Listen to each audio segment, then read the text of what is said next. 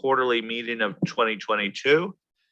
It's such a pleasure to have so many of you in person and unmasked. That's a great sign that the world's making progress in relation to COVID. And for those who weren't able to attend in person, it's great to have you on screen and by video. We have a full house this week. We're still in this hybrid world. So one thing I beg of you, to all of our observers and all of those following us on YouTube, that please a little bit of flexibility. We're trying to do the best we can to manage what is a very good video system. So all of our papers, as always, have been provided to the public, and it's on our IAASB website. As I mentioned, we have everyone in attendance this week. So thank you. We also have a number of our observers here. Janine Diglin from the PIOB, great to have you in person for the first time. Jim Dowkin, our CAG chair, and Yosh Matsumoto is with us by video. We are also excited to welcome a new staff member to the IAASB team, Claire Grayston, who joined us in mid-February as a principal. She is currently based in Australia, but she is planning to relocate with us shortly in New York. So great to have Claire on board. This is a sign that we're making real progress in bulking up our sustainability assurance team. Busy week ahead. We have a number of really important projects. I'll just go through what we have ahead of us today and throughout the week. Going concern is on our work plan for today. We'll discuss the project proposal prepared by the Going Concern Working Group, which sets out the proposed approach to a project to address revisions to ISA 570 revise. The focus is about enhancing or clarifying the auditor's responsibility in the audit of financial statements related to going concern. Now, it's really important to get your major substantive feedback today. The Going Concern Working Group will take that feedback and revise the project proposal. Remember, it is just a project proposal. We're not deliberating the final standard. It's about getting the scope of what we will consider right. But based upon your feedback, they will turn a draft around, which should be available by 1 p.m. Eastern time on Friday. And we hope to approve the project proposal next Wednesday, March 23rd. Now we're dealing with listed entity and public interest entities. On Tuesday, that's our topic for discussion. The project proposal is being presented by the PI Working Group for the narrow scope maintenance of standards on listed entity and PI. Again, very similar. The working group will process your feedback and revise the project proposal, meant to be approved on Wednesday as well. An updated version of the proposal will be ready by next Monday. The hope is that it'll be pretty narrow in terms of the changes, but obviously make sure you voice any significant feedback and concerns at our session on listed entities and PIs. The goal then, assuming that the project proposal is approved, is to approve the first phase ED in June 2022 at our meeting then. On Wednesday, we're discussing the Frauds Task Force initial views and recommendations around selected topics on fraud, including identifying and assessing the risk of material misstatement due to fraud, communication with those charged with governance, and transparency in reporting on fraud. The Fraud Working Group, Fraud Task Force, will be looking for your input also on the non-authoritative guidance developed by the task force that illustrates the relationship and linkage of ISA 240 and other ISAs. Just a reminder, that piece of work was agreed as part of the project proposal that we approved late last year. We'll finish off this week with audit evidence. That's both Thursday and Friday. It has been a while since we discussed that topic. I know the task force is sort of really excited on how everyone's going to react to the big reveal. It's our first read through that standard. I think they've done an excellent job for a first effort, and they really need your input on a number of issues. So we plan to discuss those in much detail alongside the draft on Thursday and Friday. Then we go to the following week, sustainability assurance. We've been focused a lot on that. That project our work stream has really begun in full force right now, which reflects the amount of demand that we have out there. One thing I have to say, we have the timetable for next Wednesday on the public agenda says 4 p.m. Eastern time to 7 p.m. I'm just asking everyone to hold their calendars. We may advance the session by 30 minutes or need 30 minutes more. This is because we may have the European Commission also participate. And as you know, the European Commission is an official observer of our board activities. And we've been in close contact with them, and they may give us an update of development in Europe and how they're thinking about assurance, which may be very helpful as we consider the most impactful actions we take as a board. So that's exciting that we are engaging with the European Commission on this, as well with other stakeholders throughout the world. But I'm just going to beg your flexibility as it relates to next Wednesday, maybe starting 30 minutes earlier. Other things to raise, again, 2 approvals of this session, 2 in terms of project proposals. It is essential, again, if you're in doubt and you think you have a significant comment on these, please raise it now, because otherwise we'll need to move on. We need to get all significant comments on the public record. Just want to thank you for being here, the task forces, working groups, and staffs for their hard work and the preparation of this meeting. And so, as I said, a lot of substance to go over this week. And I think this is a sign, to me, it's a real inflection point for this board, because for the first time, we have a whole new set of projects that we're really, for the most part, at early stages with. And we have a way to tackle some of the most pressing issues facing audit and insurance in a way that continues to enhance trust in the work, the vital work that auditors do around the world. So since our last meeting, some things that have been done and some announcements that we've made, we released our conforming and consequential amendments to the IAASB other standards as a result of the quality management standards. We also issued first time implementation guide for ISA 220. That brings to a close the work we plan to do on implementation support for the QM standards. So just a huge, people think that you're done with your work once you get the standard approved. We prove them wrong, right? So huge thanks to the staff and QM task forces who have worked very hard to produce these guides. We know that it's getting great feedback in the marketplace. And so thank you for your continued efforts to get QM implemented in a high quality fashion. Since our last meeting too, I should point out, we made an important commitment to sustainability assurance. Our work really has picked up in the outreach space too. And I really think this will need to be a team effort, because first of all, I want people to understand what actually exists and what our intentions are on sustainability assurance. So I've been in direct contact with pretty much all of our monitoring group members and our observers since that date to work with the official communities on our standard setting and response. I've also been in touch with the new IASB as well to make sure that we are coordinated, and we anticipate a relationship very similar to the IASB in terms of focusing on issues of surability of any reporting standards.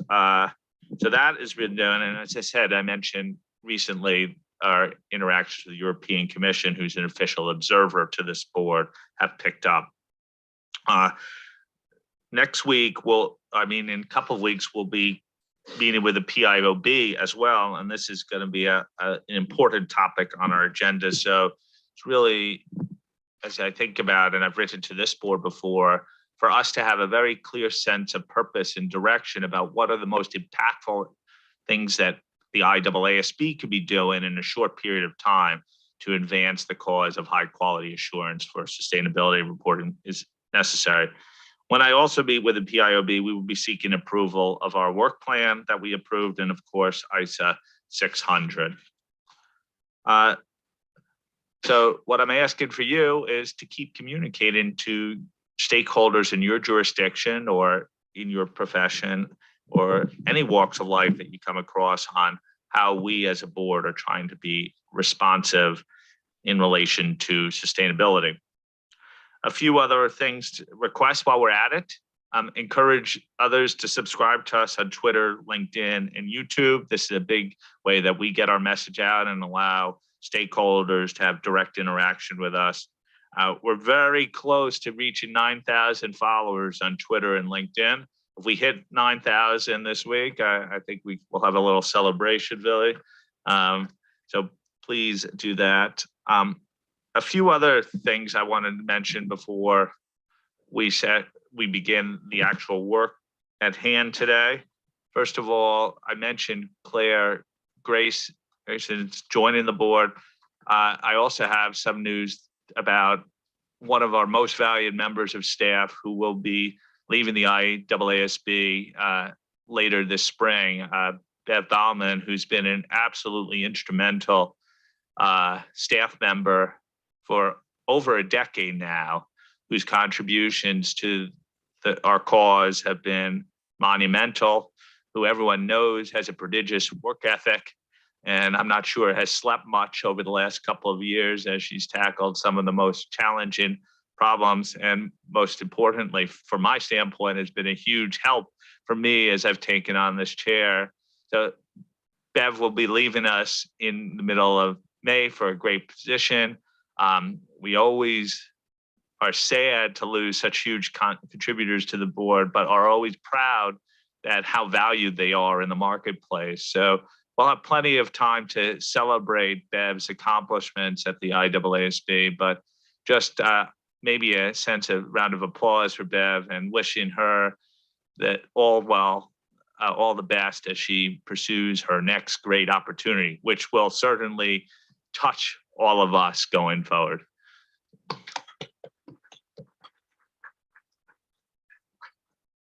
Okay, some logistical matters before we begin.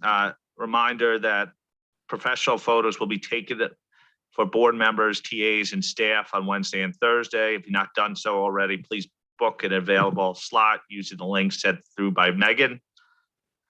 As we deal with the hybrid system, remember your camera is controlled by your microphone. So that means two things. When you want to speak, please hit the button to speak. But when you're done speaking, you need to hit the button to be finished so the camera could go on to the next person. If you need to adjust the microphone, please adjust the microphones by picking it up at the base and not the neck of the microphone. I've been told that pulling too hard at the neck might disconnect the microphone, so we don't want that unless you're tired of speaking for the day. If your microphone is not working at all, don't think I've passed a judgment on your contributions. Please just move to an open seat to help minimize the disruption of the meeting. As we communicated to you in our emails on the meeting arrangements, there are a few Covert protocols that we ask you to follow this week. Masks are not required, but certainly you're encouraged to wear them in public areas, and certainly there is no pressure to take them off. If you have symptoms of any COVID-like symptoms, we ask you to refrain from coming to the office. Please, that's just respect to your colleagues, some of whom need to get tested to get home. So we would not like that. Please clean up after yourself in terms of your space at the table, using some of the wipes, and because not only for COVID purposes, but Iasb and we are sharing the boardroom this week. The other thing I would say is for those joining us by Zoom, please use your hand raise function. I will mix it up and make sure that you get into the conversation and that it's integrated fairly seamlessly. And if not, you could always ping me on the chat function. So I think with that, we're going to the final administrative thing beforehand. My favorite topic of all, minutes, draft minutes for the December 2021 meeting, as well as the February 8th, 2022 video conference have been posted this morning for board approval. The minutes will be approved on Monday after the going concern session. Is that, you mean next Wednesday after the going concern session? I think it's next Wednesday.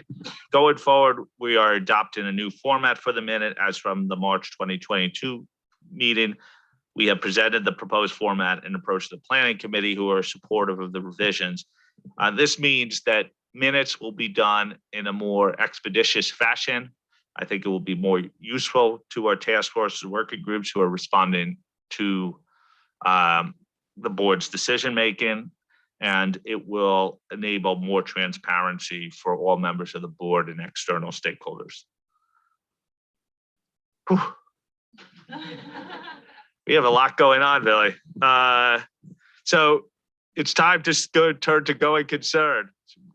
You thought you were off the hook, Josephine. So Josephine will provide a high-level overview of the feedback from our CAG, SNPAG, from other offline comments, and we'll ask the board for their views on the agenda papers. A couple of things I wanted to say beforehand is, if you have editorial comments, please provide them to the working group and the staff offline. But again, if you have significant comments or things that you may think are significant, please raise them in the public session so it's on the public record. Another couple things to say: remember, this is a project proposal. That's not to say that we shouldn't have serious debate here, but what we're trying not to do is come to a determination on all the issues right now. That's the purpose of the project.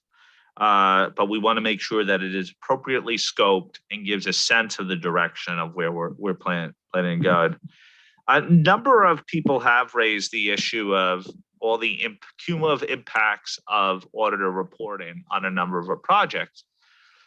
I don't want to say that we shouldn't talk about it, but what I would say is be careful here. I think we need to think about what's right in the context of each project and then assess how they integrate together after the fact. But we should be doing what's right as it's related to each project. That is my point of view. We could have debate about that at the table, but we should have a sense that we should think about what's right in the context of specific issues, and then figure out the best way to integrate the changes going forward. So that as I said, I am aware that we are suggesting potentially changes in the auditor's report as it relates to fraud, going concern, and PI. But I put that out there as a thought, but we'll certainly invite conversation as we get to those points within the project proposals. Okay, I think, Josephine, we're ready for you. Are you sure? Yeah. You want to just check in case there's something else? I'll be pinged if I've told her I've missed anything. Thank you. Thank you, everybody. Just before we set off, a couple of things I want to mention. First, huge thanks to Sally Ann and Kalina for all their hard work, particularly this weekend. I've been sending them various emails and they're turning things around really quickly, so really appreciate that. And of course, huge thanks to our working group. That's Isabel, Wendy, Ado, Susan, and Renee. Really, really helped us move along. And then to the board as a whole, thank you to those of us, thank you to those who sent comments in. Really appreciate that. So what we're going to do is, as Tom's already said, we're going to pop through the feedback that we've received from the CAG Also the SMPAG, I still keep calling them SMPC letter, which you have got, but we thought we'd just highlight the points on going concern then. And then we'll talk through some of those board observations that we were sent as well, so that you're aware of those. And then I'll be over to you, because what we'll do is then go to the questions in the issues paper. What we're going to do is actually put the, and it'll be obvious when it comes up on the screen, but we're going to put the key issues and those actions together. So we cover those, we cover the key issue and then the action it's related to, so we can get feedback on both of those together if you have feedback on both. When we do get to the questions and you have your comments, funny story, true story, on Friday, my dog ate one of my hearing aids. So, and I need both of them to be able to hear. So it's okay clearly when I'm on the Zoom, but not obviously in real. So if I ask you to repeat yourselves, I forgive, please forgive me. And it might be 3 or 4 times I ask you to repeat the comment. So yeah, and it's true. Wasn't the homework, but sort of was the homework. But anyway, there we go. All right, so thank you. Michelle, if we can go to the next slide.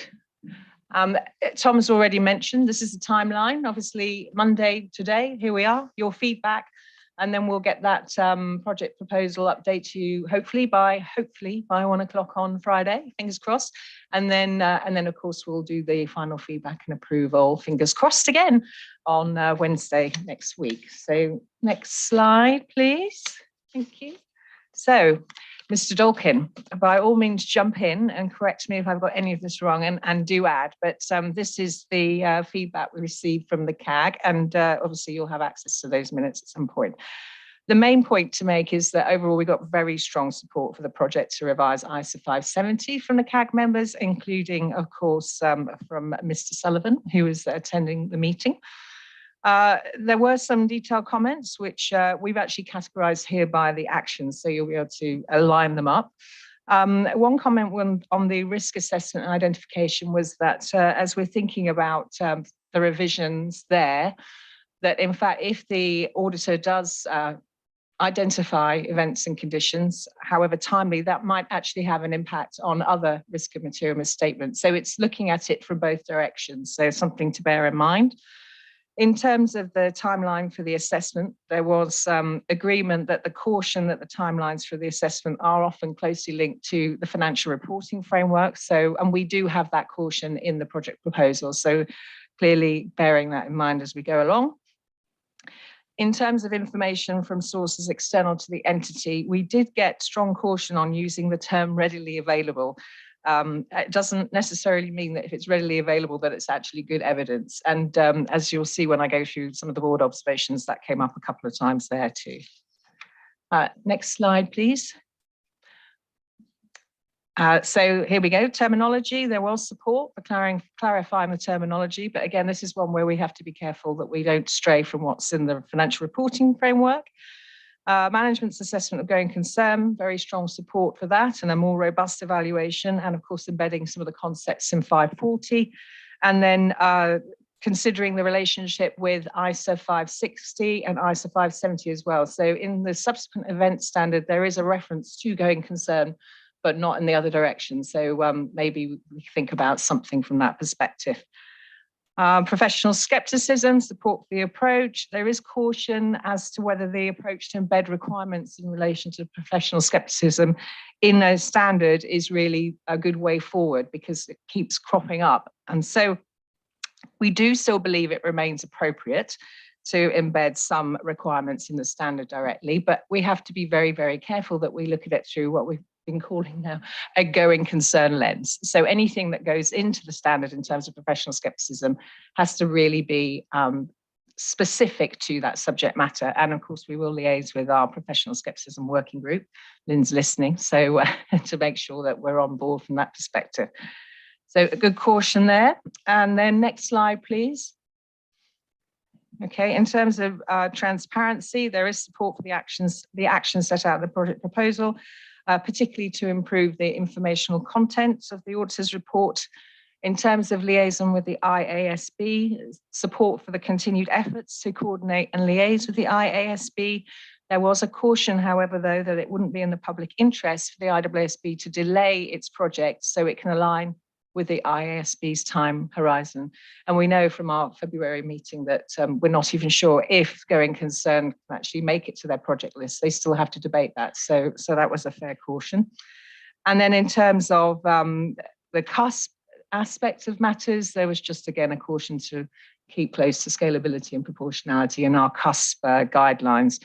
And of course, from that perspective, we obviously will definitely involve the CUSP group in any revisions that may.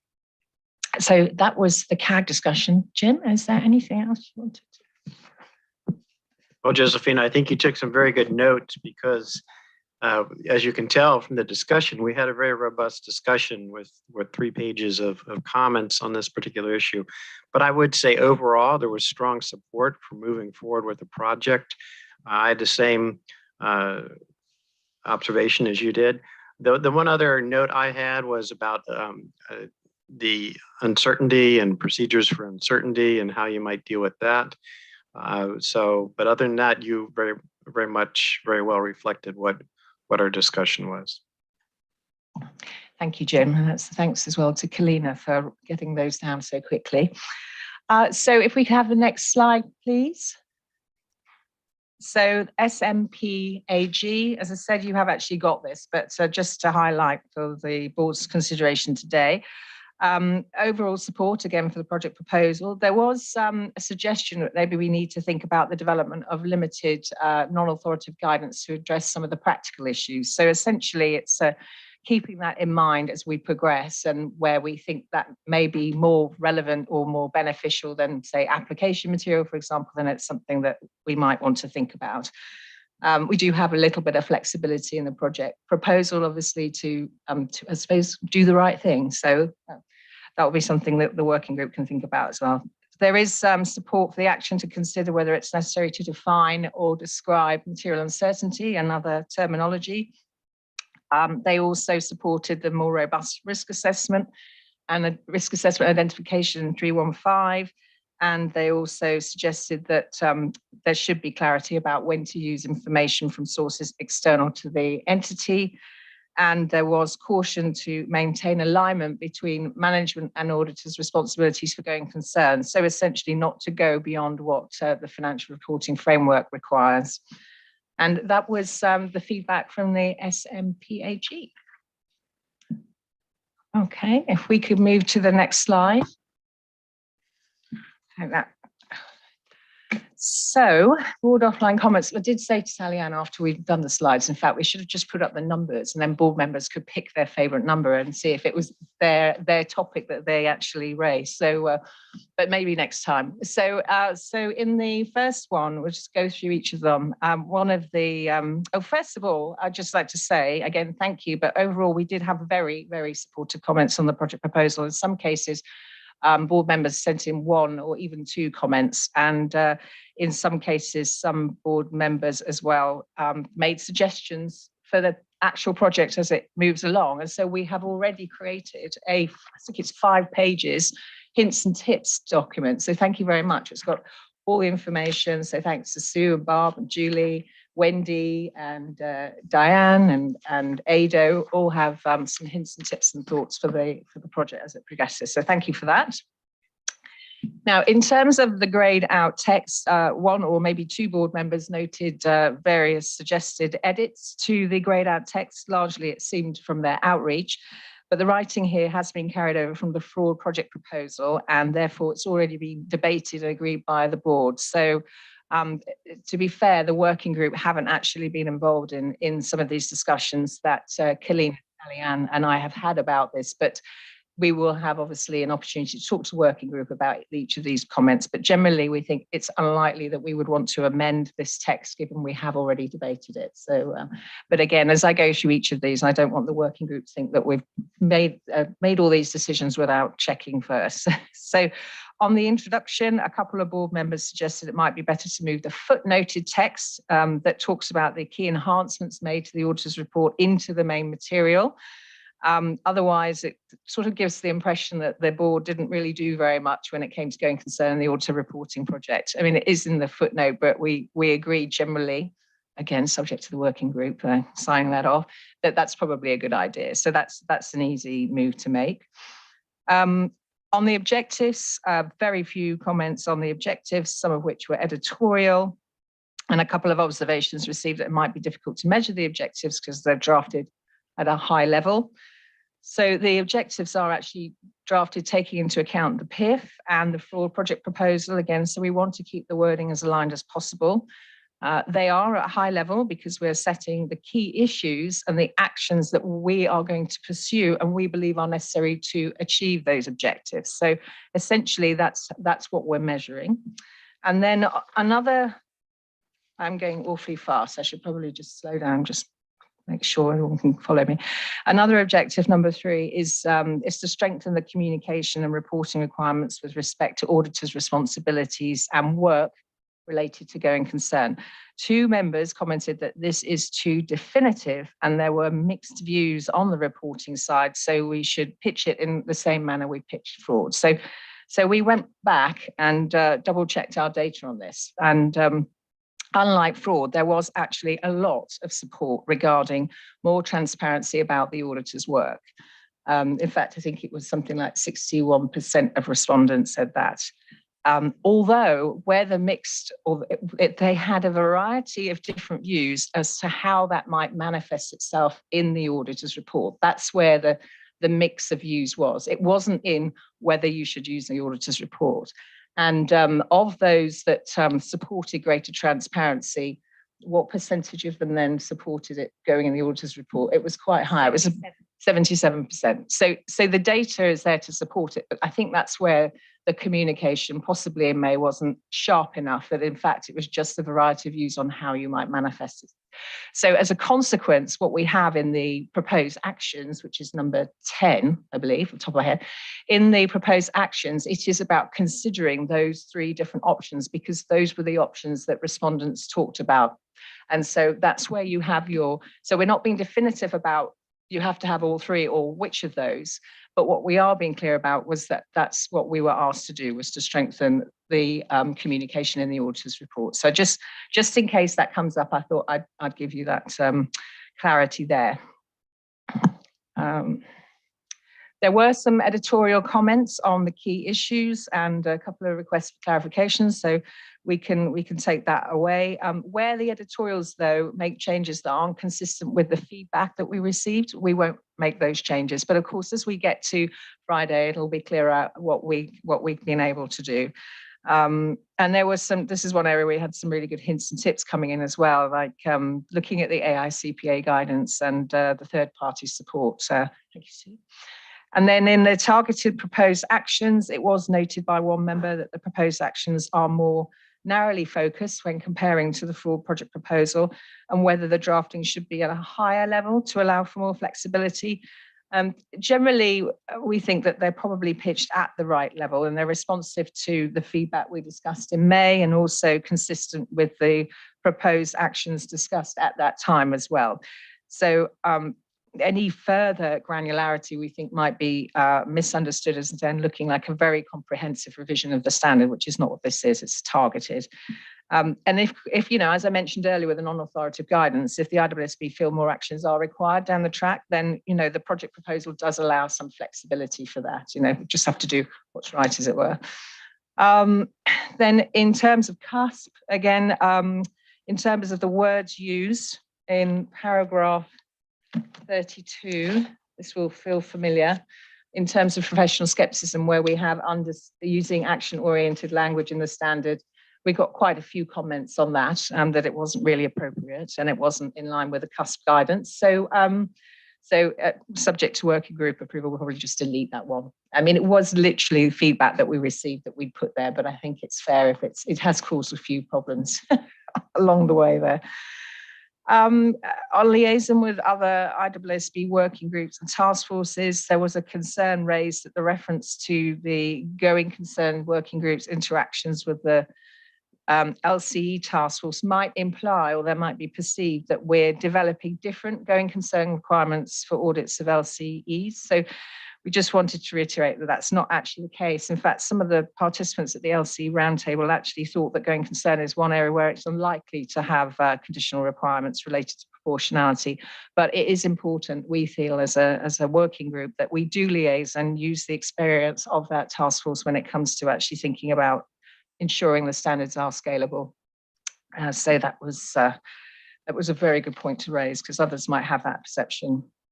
In terms of the timeline, again, there's a number of observations that this is one specific area where the financial reporting framework may limit what can be accomplished. And we have acknowledged that in the proposed actions. So hopefully what we have there is sufficient to make that clear.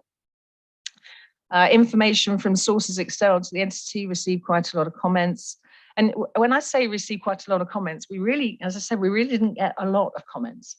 So when I say quite a lot of comments, that might just mean 4 or 5, so which is very, very positive. But we did get a number of observations around how to word this particular issue, both the key issue itself and the related proposed actions. So we will look to reformulate that key issue, and also, as I mentioned earlier, we'll probably remove that reference to readily available information, and we might liaise with Sue as well on the audit reporting side, make sure we're using the right language there. In terms of management's assessment, there were some edits received that seemed to imply or gave the impression that the actions in this particular box, which is the number 6, that the actions were really only focused on a cash flow forecast. And we did see similar edits being suggested for the key issue that relates to that as well. So we just wanted to make it very clear that it's not just about the cash flow forecast. We don't give the impression that any additional work would be in relation to the cash flow forecast. In fact, another member made a very important point for our hints and tips, that there are lots of forecasts that management make, and the auditor has to be aware of all of them. So, and then how they relate to their going concern work. So, just wanted to make it clear, just in case others had that view, that it was just about the cash flow forecast, and we can actually tidy up some of the language there to make that clearer too. Sorry, and then professional skepticism. We're nearly there. Questions around whether the amendments again will drive the necessary behaviours. I mean, changes to requirements, of course, will likely not drive behavioural change alone, but it is requirements and application material and guidance and so forth that come together to help there. I'm nearly there. Auditor reporting. We did get a request to consider that we did get a request that we might want to consider changes to ISA 800. Now, ISA 800 isn't in the scope of this project. I think Willie would probably throw something at me. So, but let's, if it comes up, let's talk about it and make it clear that, one way or the other, what we want to do there. But I recognise, similar to interim reviews, that we're not really going there either, because that's going to be hopefully one day a project all by itself. So one to keep on your to-do list today. And then also, it was a good point that we should include the International Public Sector Accounting Standards Board as part of our liaison work. So thanks to those who raised that point. And then finally, similar, just consider that there are other pertinent sources in terms of jurisdictional changes, and so we agree to that, and we'll amend the list accordingly. Okay, so I know that was a lot to take in, so thank you for that. And it's not to take the wind out of anyone's sails who made any comments, so I just thought you might like some feedback at this stage on those. So if we could move to the next slide, please. Oh, now it's time for the board's turn, or it's the board's turn to speak now. So we, as I said, question 1 is going to be about the subject, the introduction. Then we'll talk about the proposed project objectives, and then we're going to deal with the key issues and the actions together. But we'll kick off now then, if we can, Tom, with the board's views on this subject and the introduction, which are sections 1 and 2. Okay. For anyone with comments, you can either raise your hand digitally on Zoom, or for those who are out of practice, use your name tent.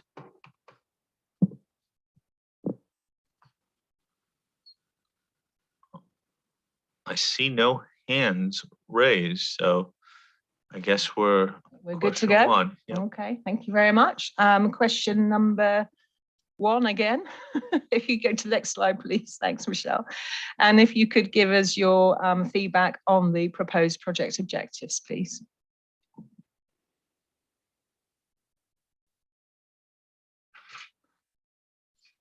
Julie. Remember which button to push. Thanks, Josephine. And I thought the papers were great. So congratulations to you and the task force for that. I was one of the members that raised the question around the reporting, as you outlined. And I guess I'm still struggling with that objective in paragraph 17, little c. It's helpful to have the evidence that you provided around the percentage of people who supported it, but I did go back to the minutes of the previous meeting of the board and also take into account that there was some percentage that didn't have that view. And I just wonder if in 17C, it's just a little bit definitive for me that we are targeting a reporting change when we still need to go through the due process to understand whether that will actually be needed. And so I guess my question and comment was around 17C, talking a little bit more like exploring the options of reporting, similar to how the board minutes were written, as opposed to the way we have it right now.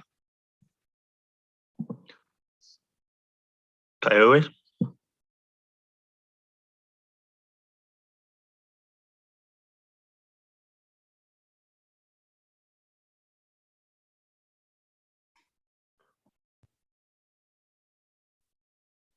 Ty? Sorry, Tom. Can you hear me? Yes. Yeah. Okay. Thanks very much. Good evening from Germany. Josephine, thanks very much for the presentation and the very good overview about the project. I have a very quick comment regarding paragraph 2. I know that we are a little bit further, but it's a very quick comment. I asked myself whether paragraph 2 in the paper needs to be enhanced for the effects of the invasion of Ukraine on going concern issues for entities whose operations are affected by that invasion. That was a question which I had. Maybe you can discuss it within the task force. Then I have comments to section 3. I agree with the proposed objectives with the exception of the second half of 70C relating to strengthening reporting requirements with respect to the responsibilities and work related to going concern. By setting the objective in this way, it precludes the IAASB from concluding that additional reporting in the auditor's report is not needed or not appropriate, because if no such additional reporting requirements were to be set, then the IAASB could be accused of not meeting project objectives. The objective in this case is to explore whether additional reporting requirements are appropriate. Therefore, the words in 70C should read, strengthen the communication requirements and explore strengthening the reporting requirements with respect to the auditor's responsibilities and work related to going concern. Then I have an additional comment for section 4. I believe that the words and assurance provider should be deleted from this is a wording comment. I send it to you. Then give me a second additional moment for paragraph 22 in this section. Paragraph 22 appropriately set for how the public interest framework provides a framework for addressing the public interest. However, there are many matters that may be in the public interest that are beyond the remit of auditing standard setting and hence of the IAASB. For example, auditing standards should not be misused as a repair shop for financial reporting frameworks that may be considered by some stakeholders as not adequately meeting the public interest. Consequently, paragraph 22 needs to be augmented by a sentence at the end that recognizes that the application of the public interest framework to auditing standard setting in this project proposal and the IAASB standard setting responses in the public interest must be within the proper remit of audit standard setting. That's all from my side. Thanks. Thank you, Kai. Fernando? Thank you, Tom, and thank you, Josephine, for the presentation and the comments. I do support the direction of the paper. I think people were happy that there's a project to revise the standard because there's a lot of inconsistencies in practice and a lot of things differently are being done in what we see today. They understand that at this stage is a proposal. The changes in requirements or application material probably will be a little bit different as the project moves forward because of the discussions and or comments that we will hear. The only request that I heard is do not overcomplicate or over-engineer the standard. Make it easier, make it understandable so we can execute in a consistently way. Thank you. Thank you. Diane? Thanks, Tom, and thanks to Josephine and the team for pulling this together. And I'm going to echo some comments that were already made. I do think I agree spot on with Fernando. I mean, this is one of the most challenging aspects of executing an audit is looking at the issue of going concern. And so with that in mind, one of my requests was in 17B, and it may be too detailed to comment, but I do think one of the most important aspects is understanding management assumptions, the representations that they're making about their business. And so when we think about professional skepticism, that's where it comes home, right? How do you challenge those assumptions? How do you test them? How do you get evidence? Is the evidence good enough? And so if there was a way that we could draw it a little bit more in B, in particular, helping the practitioners focus on those assumptions, that would be a request. And then relative to C, I agree with Julie and Kaiue's comment that, you know, I think I would request that we have explore changes to the auditor's reporting. That's the same approach we took on fraud. I think, yes, you have folks who are all for it. I keep going back to disclosures in the auditor's report are only helpful if they mean something to the people. And maybe I'm not going to be biased because I'm an auditor, but I still want to explore whether additional disclosures are going to move the needle. I would come back to, we're going to move the needle by helping practitioners audit the assumptions. So thank you. Sue? Thank you. Thanks, Josephine and the team. Really good papers. And thank you for that introduction, because I think that was really helpful and it certainly addressed a number of the comments that we'd made. I think it's some of my comments are about balancing the language. We've got some of the objectives, they're written in quite a broad way, and that may be appropriate, but on the other hand, we need to balance the fact that the revisions are targeted. And so I think we need to be careful not to sort of go too wide in some of this, and also not to predetermine the outcome of the considerations. Your comments in relation to the auditor reporting were helpful there, but I think it's a constant challenge with the project proposals. One comment I had around the objectives, and it's maybe around that kind of section, is that I wonder whether it might be helpful for us to think about including something that references the fact that the auditing standard isn't necessarily completely separate from any developments in the financial reporting area, just as a way of managing expectations, because I think there is a feeling out there that somehow we can resolve things in the auditing standards that are actually emanating from the financial reporting standards, and that's the case for some of the terminology and so on.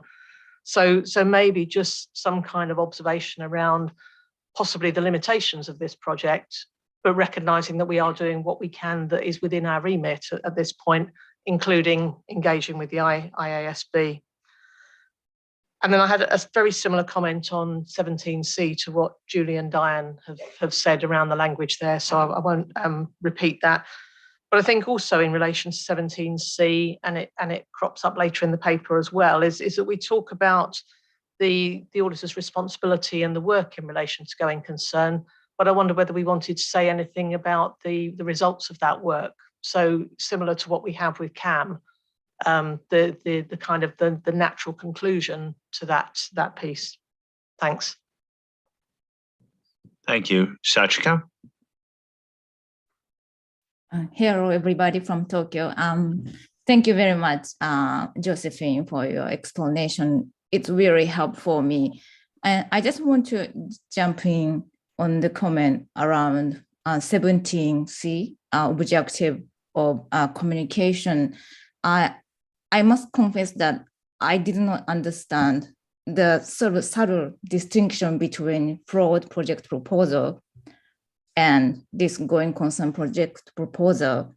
So now I understand the difference, and I think I also have the same view with other, including Julie, Kaiwe, and Sue. I understand the data, but at least from the discussion we have previously, I think the board position is now we are exploring the issue. So I support Julie's and others' comment as well. Thank you. That's all from me. Thank you. That's the last of the hands. I do think I worry a little bit about misreading intentions if there's too much of a step back here, because to me, the data is quite clear from non-practitioners on this issue about emphasizing reporting requirements, but something along the lines like strengthen the communication requirements, including potentially reporting requirements with respect to the auditor's responsibility or something. I leave it to the task, the working group to do it.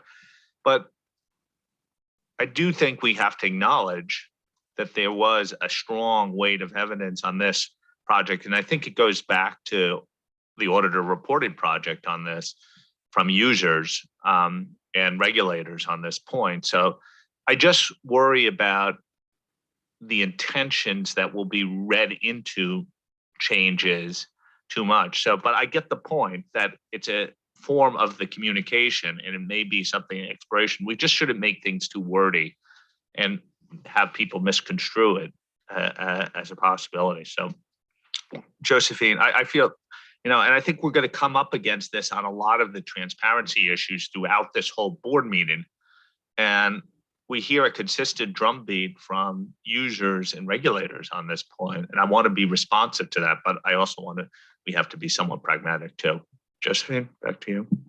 I think Bill has his hand up. Yeah. Sorry, Bill.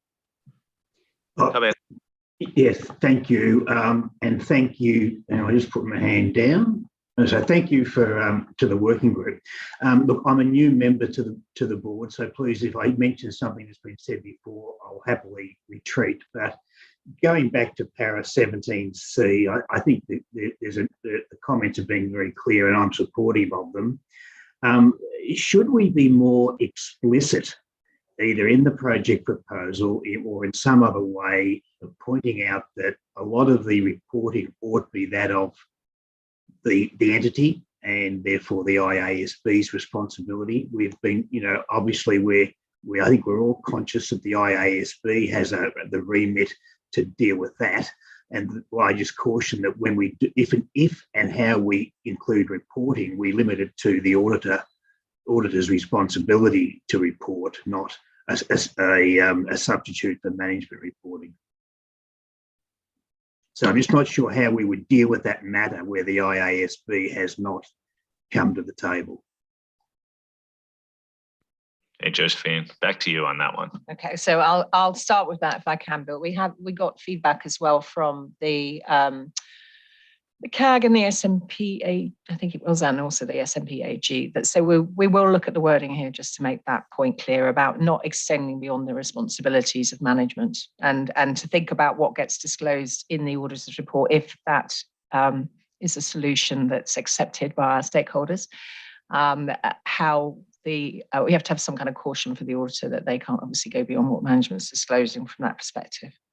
Just going back on a couple of points. Sue, I was just thinking, and I had a chance to talk to Sally Ann or the working group, but maybe the caution that we have into a couple of the proposed actions with regard to the, it's a similar point, financial reporting frameworks. Sometimes when we're looking at the work that we're doing, if we're strengthening, enhancing or clarifying requirements, we have to be cautious of what's happening in the financial reporting framework.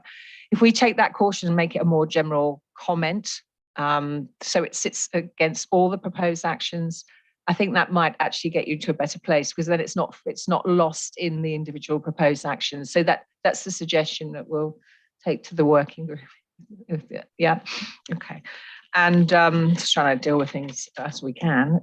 In terms of 17C, what we'll do is we'll go back and we'll probably use the language that's used in the fraud project proposal in terms of 17C. It doesn't use exploring. I think exploring as a project objective doesn't quite make sense, because the exploring or the consideration is in the action itself. So we'll go back to what we have in fraud, and it talks about, similar to what Tom was just saying, it talks about enhancing transparency, ongoing concern-related procedures where appropriate, including strengthening communications and the reporting requirements. So that sort of helps with that position, which I very much doubt we'll get into, where we don't have any additional reporting requirements, but that will help. So thank you for that. Caillou, in terms of paragraph 22, that comes directly from the PIF, and it's also grey text. So we'll have another look just in case there's something we've missed or I didn't hear properly, but I suspect that won't get changed in the project proposal.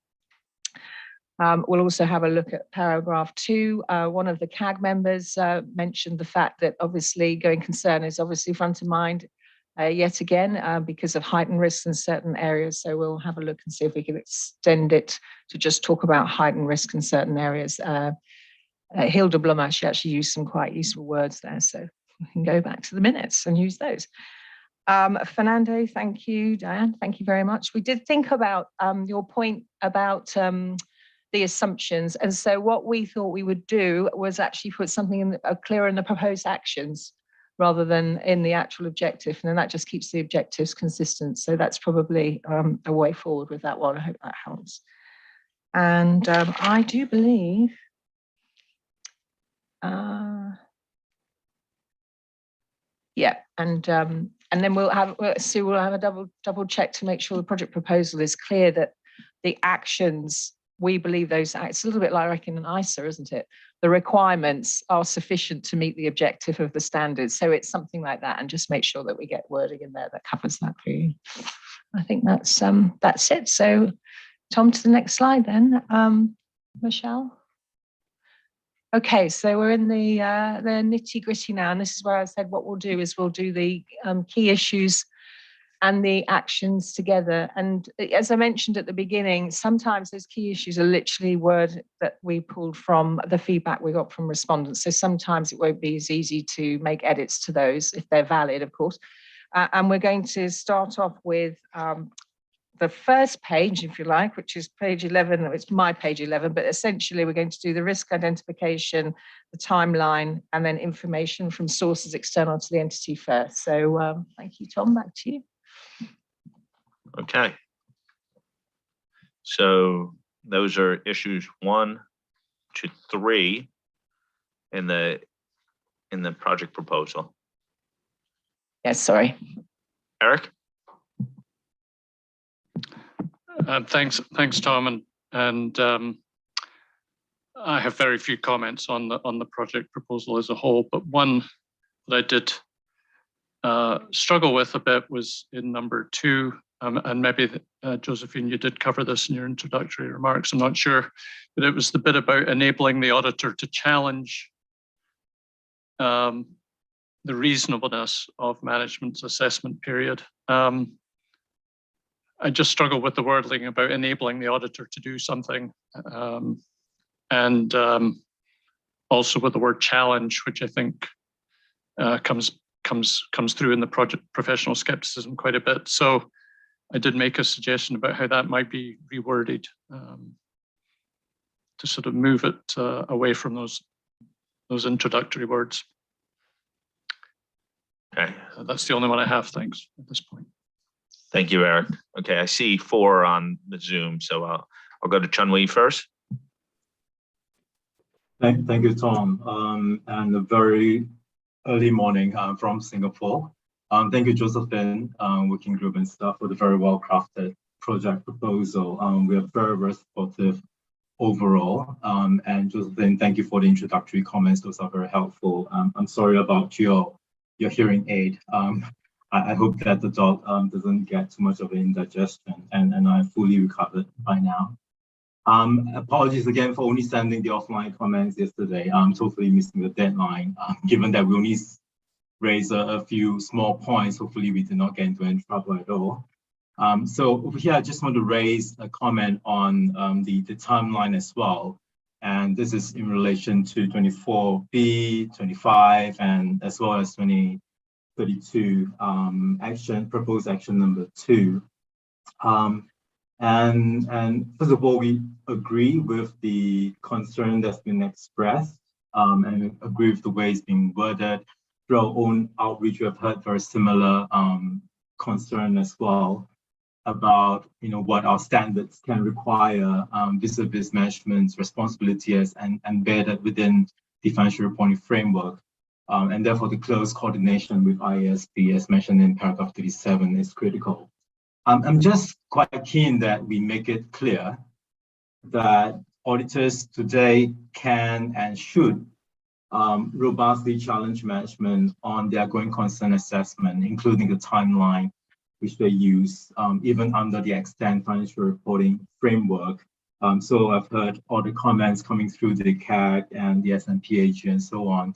But really a helpful reference is the, I think, education material that IASB issued at the height of the pandemic in January last year, which I know many of us have seen, the one on going concern focusing on disclosure. And I think that education material explains how the IASB standards are meant to be applied together in relation to going concern assessment. A few things, the fact that when they refer to information about future 12 months from the end of reporting period, that's the minimum and that's not the cap. IAS 1 is clear that in some cases going concern basis is very clear and obvious. In other cases, management actually need to do a very robust analysis of a wide range of factors and so on. And then, coupled with IAS 10 about the dynamic assessment of the post year-end events and then the importance of disclosures and so on.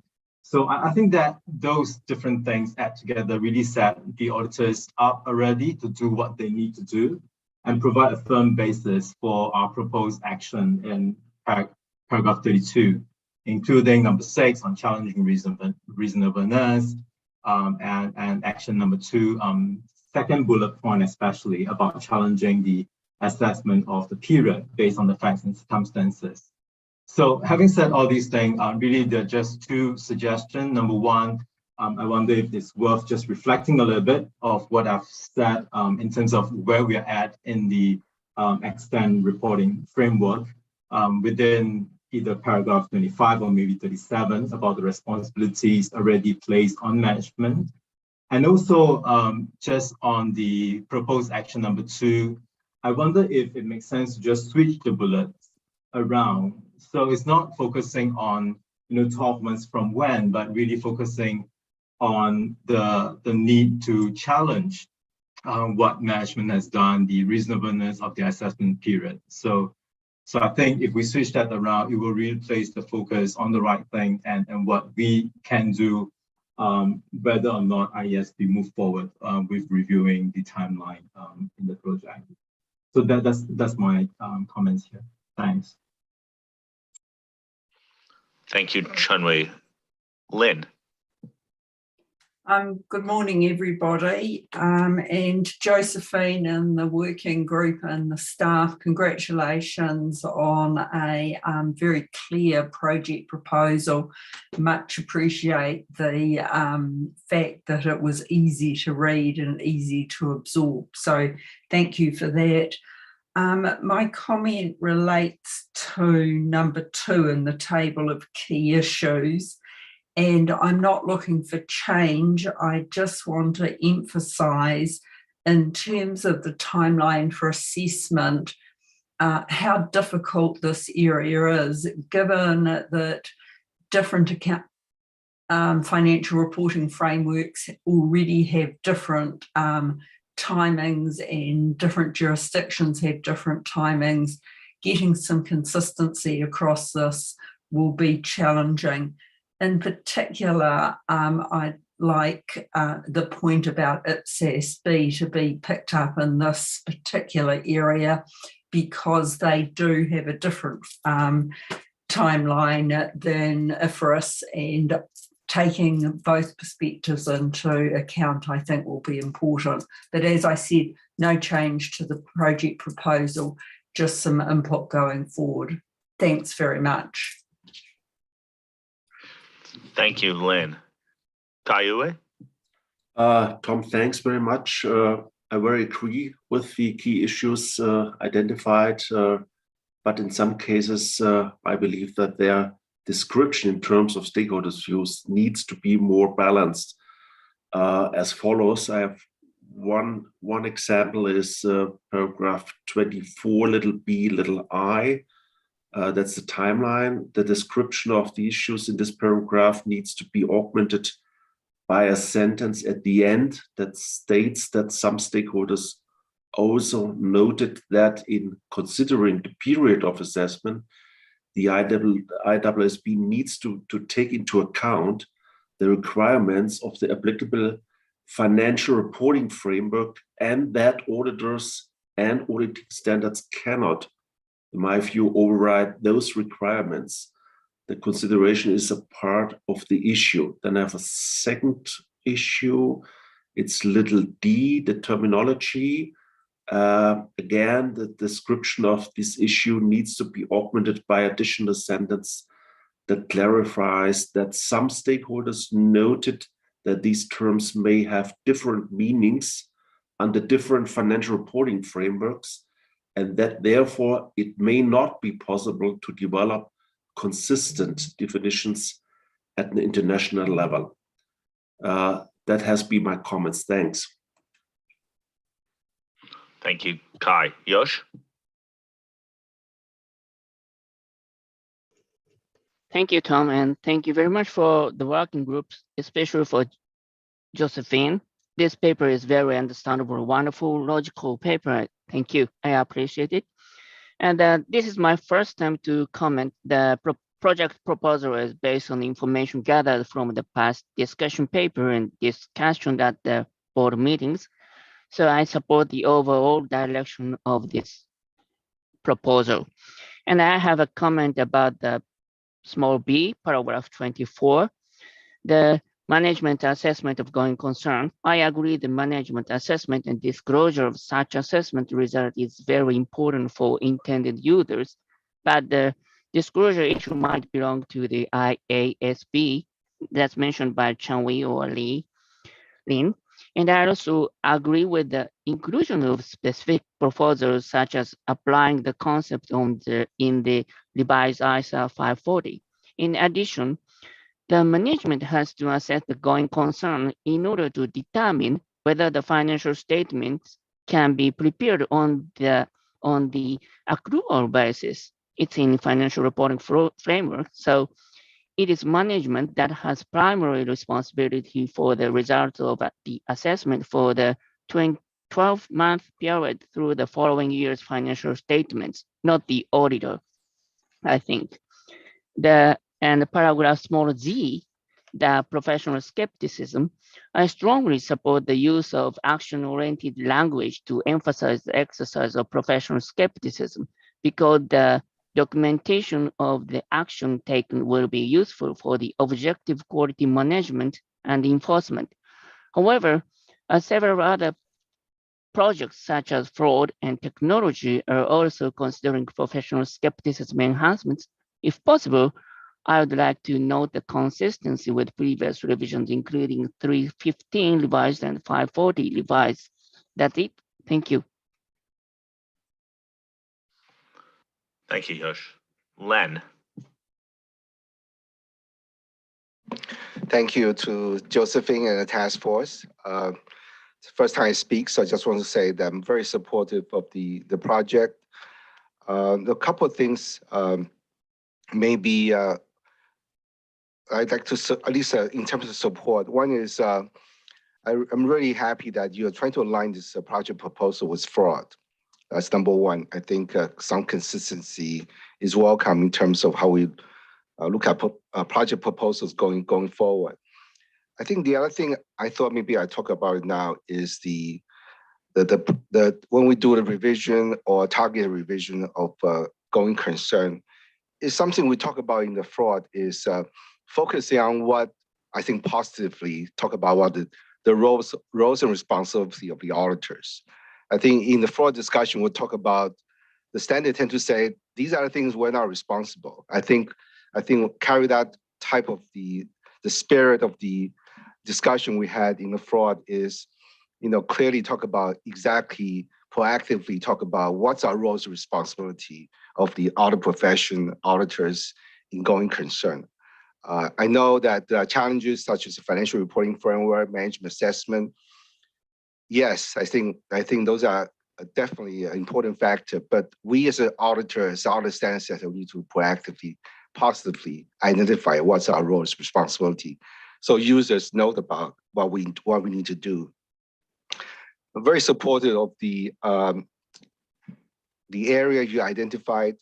But one thing I thought about, in addition to 315 and 540, that we've done a lot of good work, is perhaps a specific link to 500. I think in the documents you talk about reaching out to Iasb 500 task force on technology impacting evidence.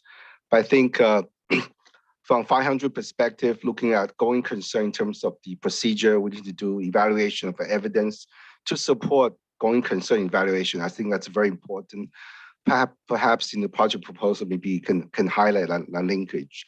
There's some language in 38B I noticed, but perhaps addition to that. But lastly, I follow the discussion of the previous question about reporting and communications. I think based on the statistics you're given, also number outreach, I think it's important that for the project objective, continue to focus on enhancing transparency as is an important objective. So to that end, I think I know there are some technical issues involving what needs to be disclosed, but as a project objective, we need to be very focused on what we're being asked in terms of public interest, which is enhancing transparency. So to that end, I support that the alignment to the fraud project proposal. Thank you. Thank you, Len. Warren. Thanks very much, Tom, and good evening to everyone. Josephine, thank you for sharing your working papers with me.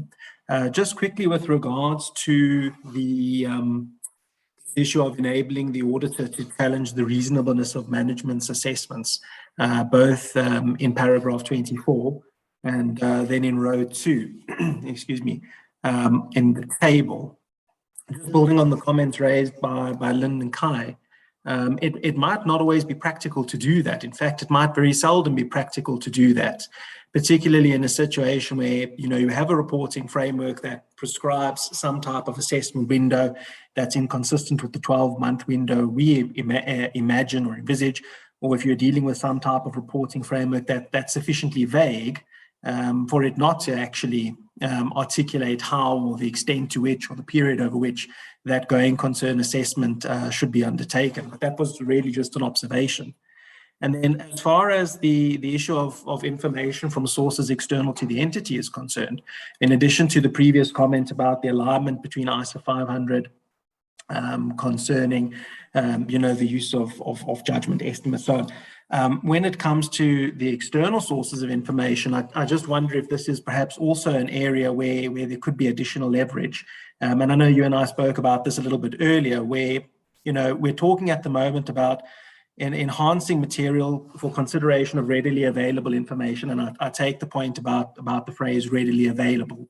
But whether or not it should be sort of worded a bit broader to sort of understand the characteristics of external information, which would be useful in enabling that going concern assessment, and to help sort of establish the extent to which one would rely on an external source of information in addition to traditional internal sources of information, and to take into account the fact that that type of judgment or that type of analysis could be applicable not only in a case where an auditor is trying to evaluate the going concern assumption, but really in any sort of situation where you've got some type of estimate or judgment or sort of decision point where a combination of firm-specific or external factors could come into play and affect how management make a relevant decision. So, I mean, it could be equally applicable if you're trying to do some type of complex valuation estimate or you're trying to understand risk of material misstatement. And there might be some real opportunity here to leverage on the project in ISO 500 and to think about sort of a conceptual approach of almost identifying external sources of information that might be of good quality that could help with the going concern assessment. And then something else which also, and I think I have raised this with you, is whether or not in discussing these information, or rather external sources of information, whether it would be helpful to consider specific examples, including issues dealing specifically with sustainability, even if that's dealt with in general, as part of a broader assessment related to going concern. Thanks very much. Thank you, Warren. Sue. Thanks. On risk assessment, I wonder whether this is an area where I think the theme is going to come through about how to apply the concepts of 315 to the going concern position. So whether, in fact, examples and non-authoritative guidance might be the way to really bring that to life. So I wonder whether that might be something worth looking at and referencing in the actions. And then on the timeline, possibly similar to others, obviously the financial reporting framework is very influential here, and there are considerations about what the impact is if the financial reporting framework is different to what we're looking at. And then really just a very practical observation, it's easy to think that kind of extending the timeline is a good thing potentially, but in areas or in countries where that is the case, sometimes it does drive behaviours from companies and others that actually mean that the timeline becomes fluid, it can get extended and so on, which means that information is not out in the public domain or whatever stakeholders need, which then isn't in the public interest. So I think to just be conscious of what the consequences might be of some of those extensions. Thanks. Thank you. Diane? Thanks. Just two comments. I won't repeat everything on the timeline. I mean, that is definitely a challenging one. And I think, obviously the longer a timeline goes out, the more squishy that forecast gets. And so it just creates a whole host of challenges. The other one though that I want to bring up goes a little bit back to what Len was talking about, which I really liked how you described it. We have an opportunity here to bolster the responsibilities of the auditor, right? The responsibilities. And I think there might be an opportunity when you talk about professional skepticism in line 7, the very last bullet, you have use action-oriented language. And the words that you've got in the proposal, no offense, don't strike me as uber action-oriented. They feel a little soft. And so I was surprised I didn't see the word evaluate as an example. And I think this might be an opportunity to tighten that up a bit and reinforce the responsibilities. I think you got to go back, obviously, to CUSP and look at how we've defined all these words previously, but they struck me a little bit soft. And this might, again, be a place where we could beef it up a bit. Thanks. Thank you. Julie? Thank you. And Josephine, I'm not going to rehash the timeline comments because I have the same one, but I just wondered in our actions in item number 2, if we needed to have an action about maybe being a little bolder about trying to engage again with the accounting standard setters. I know we've done it, but to have it in the project proposal, because that is a key piece of the interaction that needs to work here to make this timeline action item, in my view, work. So it's just a suggestion. Maybe we could be a little stronger about having an action item. In item 3, I picked up the readily available point that the CAG group also picked up. So it just brings about questions around how do you ensure completeness of that information? How far does the auditor need to go to ensure completeness? So if there's another set of words there versus readily available, that might work a little bit better. And also keeping it scalable too. So thinking about smaller entities and how that search might be a little more difficult for them if there's less publicly available information. And so that thought came to mind.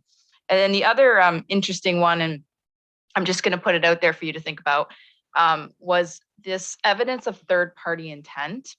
And in practice, what we're seeing is often that's not getting us far enough along from a sufficiency perspective for audit evidence, because intent doesn't necessarily mean someone has the will and they'll actually do something about it. So if we get into the project proposal and you're thinking about that, and I've provided you that offline, but just maybe we need to think about whether intent is the right word there, or there's something a little stronger from an evidence perspective.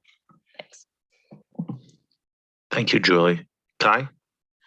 Thank you, and thank you, Josephine, and the working group for the great paper. I think as echo some of the other comments that it was well structured and well written, so that it's easy to see what we intend. Don't want to repeat it all, but I think we had some of the same concerns around the practicality of timeline of assessment, and as Julie said, especially in smaller or less complex entities, some of that information may not be that easily available. Now that could be in practical could be done, but generally very supportive of the direction. And as Sue also picked up on, when we are to include or kind of do updates based on revisions to 315 and other projects, just caution on how we do that, so we don't end up with a maze of cross-referencing and repetitions of requirements that are other places, because I think that causes us issues down the road. So thank you. Thank you, Kai. Just checking. No other hands up. A number of comments, but there are many consistent themes throughout. Yeah, and Kai, I'll put that one on our hints and tips straight away. So we've got some really good feedback here. Thank you. I just want to hop back to a couple of points. The point about the interaction with the audit evidence team. I think there's quite a few things in these proposed actions where we will need to liaise with Sue and her team. So I think rather than pop it in the individual actions, I think what we need to do is something, again, we have to talk to the working group and I have to ask Sally Ann nicely, but maybe what we need to do is something in that ongoing actions that maybe calls out audit evidence in particular, and the interaction that we'll need with that team there. So perhaps do that rather than on the individual actions. We do have quite a bit in here on our, Julie, on our interaction with the IASB, and I'm slightly worried about putting it in our proposed actions. I think we will continue to collaborate with them. Henry and I were just talking about that after the CAG meeting, in fact, what should be our next steps. So I'm a little reluctant to call out something in our actions, which isn't anything that we actually have any control over. So from that perspective, that's why I didn't pick up that point. Sorry, I should have raised it in the issues. And then the non-authoritative guidance point. I think what we'll do is where we've talked about non-authoritative guidance, we'll also just add a little bit. So, oh no, I've been given the warning finger. Oh, I didn't mean for my finger to come out. Oh. Stop talking, Josephine. No, nothing further to add. I think. Okay. So That's fine. I thought I was about to be told off. I thought she was using her telepathy there and saying, no, don't say that. So on the non-authoritative guidance, I think where we've got something in there already, we'll just add to that and just make it clear that there may be other things that we can do. So as I was saying earlier in the feedback, the 315, there may actually be other bits and pieces when we start looking at this that we believe will be better placed in the non-authoritative guidance than say in application material paragraph. So we'll extend that a little bit to explain that point. So hopefully that will do. And Warren, yes, I'm sorry, I forgot to mention your points in my slides as well. So thank you. We've got that feedback from you, and it was good to meet this morning as well and chat about it. So Tom, if we can move on to question 1 again. Sue. I just wanted to come back on the point about the IASB liaison, because I do feel it's really important, and I sort of take that it's one of those things where it takes two. But if we don't commit to push as hard as we can, then I'm concerned that it might just be sometimes it comes through as being the same as just sort of talking to one or two other groups, and I do feel it's really important that we do what we can to bring them along with us, because we're about to go into a section where there's a danger that we end up with way more requirements for the auditors than we have in relation to management and their assessment and in the accounting requirements. So I just prefer if we could at least look hard at how we are doing what we can to make sure that we are pushing that hard, please.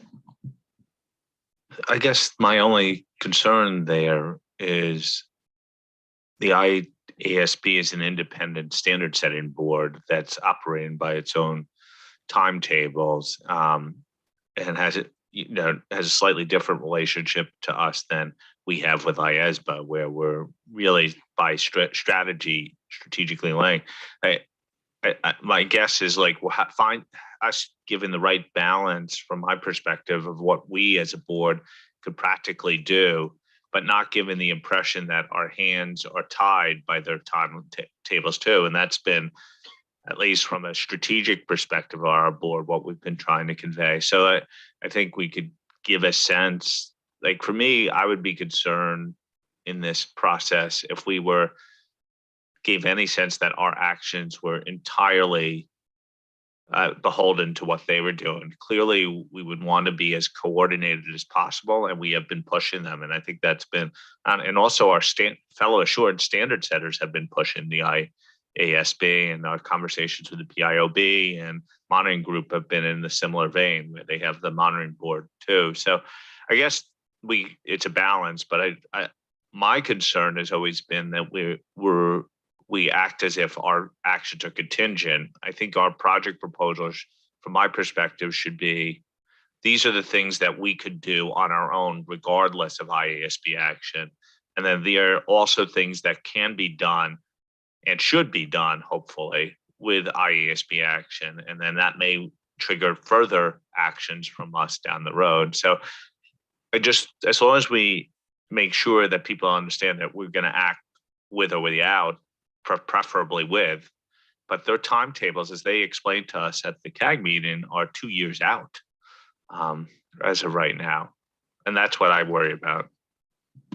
And Tom, just to clarify, I wasn't suggesting that we have language that suggests it's contingent or anything like that. It was more that second part of what you described is a really important action for us. And I'm in the same boat. And I think I liken it to some of the wording we had in the fraud project proposal around, encouraging or using our voice, or pick the words. But it was something about at least recognizing that there's another piece to this, and that piece is coordination with IASB. So that was my point.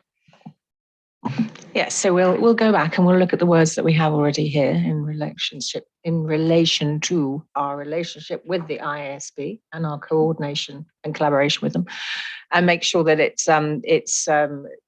and then look at the fraud project proposal, and maybe we can strengthen it from that perspective. So that's helpful. Thank you. Okay, we're at an hour and a half in this 3-hour session. I think it may be a good time to break for 10 minutes. So we should reconvene at 20 minutes to the hour.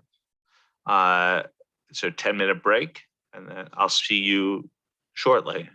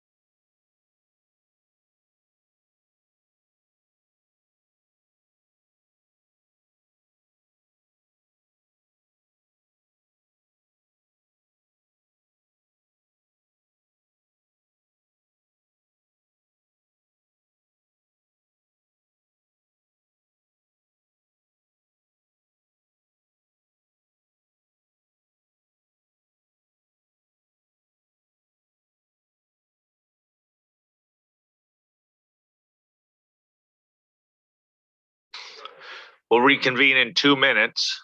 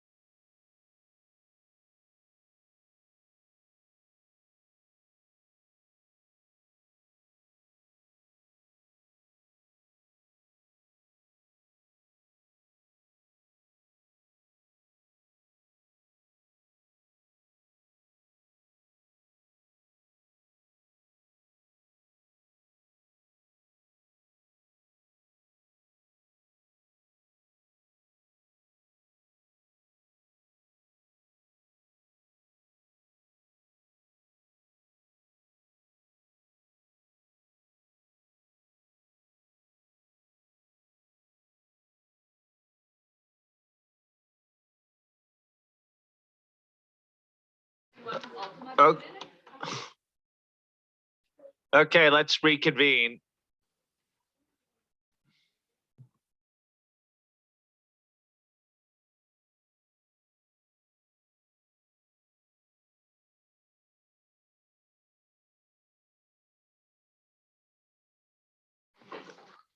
Our Zoom crew is more prompt than our, I don't know what that says about our board, or how to practice.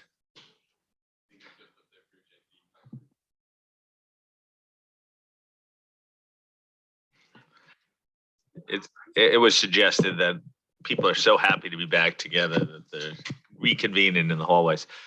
Okay, Josephine, I think we should proceed. Thank you. Right, so we're on question 1 again. And we're now in the next part of the project proposal. So if, I'm now looking at the May issues paper, that's not going to be very helpful. But, so now we're looking at terminology, number 4, audit techniques, number 5, management's assessment, number 6, and of course, professional skepticism. Oh, we need to put the slide forward, sorry. Back. Sorry, Michelle. Normally, Michelle's quite telepathic. Can you go back 1 slide, please? Sorry. Good spot, Sally. Thank you. There we go. Thank you very much. Professional skepticism. Some comments have already come through on those, so we've captured those. And then you've got your key issues, the matching key issues, and so that will be that will be number letter D, E, F, and G. Thank you. Okay. Thank you, Josephine. Could you just take your microphone? Thanks. Any hands on D through G?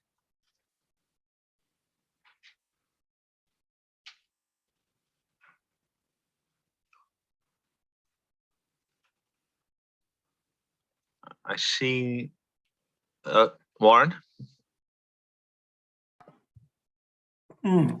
Just a relatively minor point. But on the issue of audit techniques and the use of technology, specifically in the table, it says enhancing application material to reflect use of technology to perform going concern related audit procedures. I was just curious about whether this could also be an opportunity to elicit views on how these sort of new or innovative technologies could be applied to aid with professional skepticism. So that is to say that professional skepticism is not just about the so-called action-orientated language, but about sort of capitalizing on these innovative technologies, innovative methods, in combination with those internal and external sources of audit evidence, and that being indicative of how the auditor, substantively demonstrates professional skepticism. Thank you, Warren. Lynn? I just wanted to come in on number 4 on terminology. I think some comments have been made that this might not be possible. It may be difficult, but I think it's really important that in order to get consistency, that we do have the concepts well defined and consistently used. So just making that point. Thanks very much, Tom. Thank you. Sue. Thanks. In the management's assessment on going concern, I just wondered whether we wanted to make the introductory phrase about enhancing requirements and application material a bit more risk focused, because I think the issue is more around close call kind of situations. If you're in a position where that there isn't a particular issue, then I'm not sure what the enhancement would be. So going back to the more targeted discussion earlier. Okay. Anyone else? Hey, Josephine. Thank you. Thank you, Warren. I just want to double check though, because we also talked about this morning. Are you looking for us to put something in the proposed actions, or is that for my hints and tips paper as we move forward with the project? The comments about using technology and the interaction with professional skepticism. Probably both. Billy wants to jump in. Billy? Yeah, I think the point that Warren made is a very valid point, but I do think the way that this section in the table is written is that technology is intended to be a pervasive topic. So, we can always, we will always draw those links from technology to the other actions. So I would think it will come out there, because it's not written to be specific to anything. It is written in the general context of how we can bring technology alive in the application material. And that could obviously also relate to professional skepticism. Thank you. And then Sue, on the close call situation, that's not what we heard in respect to this particular proposal. So there may be situations where management's forecast, and this was actually raised by another board member in offline comments, might be actually quite complex. That doesn't mean necessarily it's a close call situation though. So I think it's something to bear in mind when we think about what we do in this area, and we'll put it on our hints and tips as something to think about. But I think in terms of the project proposal, we do have to keep it broader, because that's what we heard. Billy? Yeah, Josephine, if I can maybe just add to that, as you were explaining that, I was also thinking of a comment that was made at CAG last week, which I think will factor in here as well, where the suggestion was that there should probably be an off-ramp for instances where the going concern is clearly not an issue. And I think that may be what Sue is referring to. So we will encapsulate it in that item. Thank you. That's it really. So we can probably move on to the next slide now, Michelle. Thank you very much. So we're in the communications piece. So we're dealing with paragraphs 8, 9 and 10 now. And of course, the key issues will be in H. So over to the board. Thank you. Okay, on communication.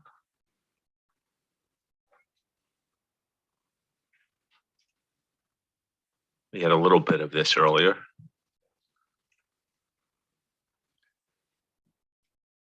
Is this Eric? Thanks.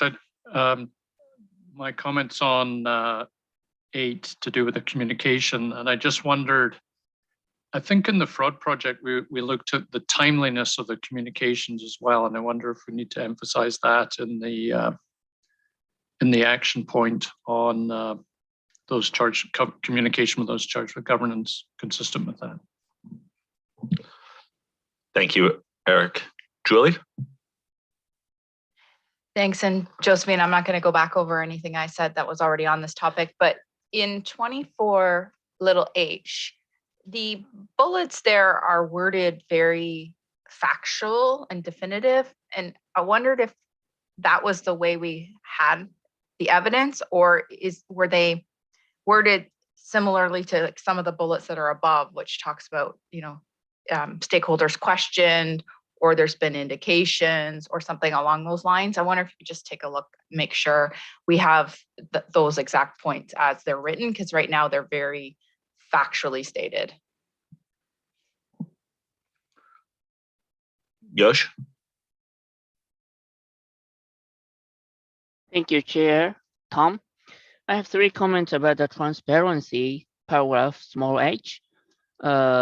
Number 1 is, with respect to communication with TCWG, more emphasis should be placed on ongoing communication throughout the entire audit period. Because as raised in paragraph 20, the TCWG is responsible for reducing the information asymmetry between the auditor and management. And about number small 3, when the event or condition is identified that raised significant doubt about the going concern, but the auditor concludes the MURGC is not recognized, the auditor's judgment is particularly important in the audit and is a key point of particular interest to users of the financial statements. So the auditor's judgment in such cases should be addressed with a special emphasis, like as a cross call in order to further improve transparency in auditor's report. And number small 4, the MURGC is intended to be addressed in ISA 570, not ISA 701, although it is relevant to the CAM. However, the appendix in ISA 570 does not contain sufficient and specific information compared to the 701 CAM. And it is currently the boilerplate.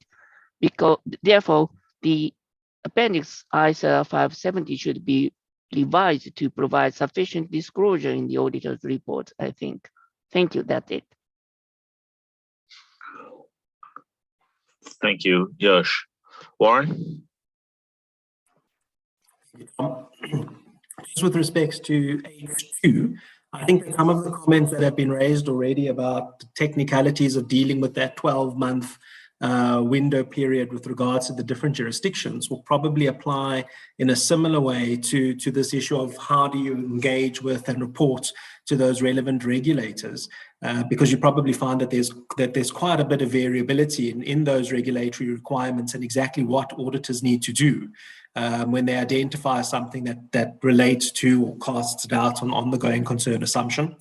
And then the second point that I just wanted to discuss was with regards to H3, which now specifically affects the audit report. And I think this probably expands on an earlier comment made by Diane about moving the needle. With regard to the transparency issue and lack of clarity regarding the auditor's responsibility and work, sort of what mechanisms do we have to make sure that that disclosure, which is designed to provide transparency and at the same time useful information, doesn't just become a sort of generic summary of ISA 570, that it remains context specific and actually provides sort of real insights into how the auditor understood the risk, what type of work the auditor performed in relation to that risk. Would it be worthwhile sort of debating what type of mechanisms could be put in place or soliciting views on how we can sort of prevent H3, which really is the only external information being communicated, from becoming sort of very generic and not very helpful when it comes to people wanting to use and understand the audit report in connection with the going concern assumption. Thank you. Thank you. Eric? Okay. Sue? Thanks. It was on the transparency point. I was one of the people who raised the 800 Spectre. So yeah, apologies for that one. But it was just as I was doing the outreach and prep for the meeting, it was coming up that going concern in relation to single financial statements or schedules or something like that is becoming increasingly an issue in practice. So I wanted to flag up that's that's out there. So whether we take it in as part of the project proposal or whether it crops up later, it's definitely a practical issue that is there. And then the second point was on the auditor reporting in situations where there's no material uncertainty and management's use of the going concern assumption is appropriate. And I just want to put a caution down really as to how much we put in the audit report at a particular time, because I personally feel that the danger is that if we put too much that looks kind of too boilerplate, that then the close call situations will get lost. And really what we want to do is draw attention to the situations that people are particularly concerned about. So I was sort of more concerned about that first bullet. The others, obviously, it makes more sense to have considerations there. Thanks. Thank you. Kaiwe? Tom, thanks. I have also a comment to the transparency issue. My comment refers to the bullet point list in item 10 of the table, which needs, in my view, to be augmented by an explanation that an audit is an attestation engagement, which implies that, as a rule, unless a modification of the auditor's opinion is involved, auditors' reports do not provide original information about the content of the financial statements beyond that provided by management. Furthermore, statements in the auditor's report by the auditor in relation to going concern that are not supported by statements by management will leave the impression with stakeholders that auditors have greater responsibility with respect to disclosures on going concern that management does. That's all, thanks. Thank you. Anyone else? Okay, Josephine, back to you. Yeah, just a few comments. Thank you. Eric, you're spot on. It's in the key risk and we haven't done it in the actions. So appreciate that. And we'll do that. Yosh, thank you for the support for this particular area. And we'll pick up on your other point on H2. And Warren, yes, as we were talking this morning, we agree that boilerplate is not a very good way forward. And certainly I always believe that it's our responsibility as a standard setter to make sure that we do have these mechanisms so that information is specific, context specific. So we have that on board. So that will go in our hints and tips. Sue, again, I had that already down in our hints and tips when we're working through the project, and Kayu, I'll also put the point about informational context and informational content in our hints and tips for 10 as well. On ISA 800, I'm looking to our technical director. I think certainly as far as this project is concerned, there could be conforming or consequential amendments. But I think when I had read your note on this, it was you were potentially looking for a bit more than that. So I just think it's generally a conversation that we have to have with Billy about how we can stretch, and maybe we can't stretch this project, but I'll hand it to you for that one. Yeah, I think, although this project is a targeted project, we do clearly say in paragraph 1, there will be the target revisions to 570 and conforming and consequential amendments to other relevant ISAs. Because remember, even something like 600 is a special consideration standard and all the ISAs apply. So I think first prize will still be to see, as we go through 570, is there anything to be done in 800? And then, if we hit the point where we think it's more than what is intended, well, then that's a different discussion. But my preference at the moment will be to see if we can sort of address it through the conforming and consequential amendments.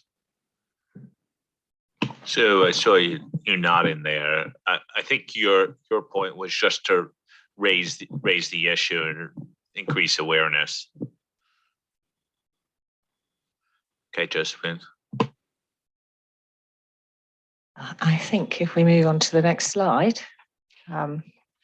just a quick reminder that we're in the project timeline and key milestones section now. So just as a visual reminder, next slide, please, which brings us to our question to the board. Finally, oh no, we're still on question 1, sorry. I was so excited. I thought we're moving on. Any specific feedback on the project timeline, please? Thank you. Don't underestimate question 1. It's like in 27 parts. Any comments on the timeline? Bill.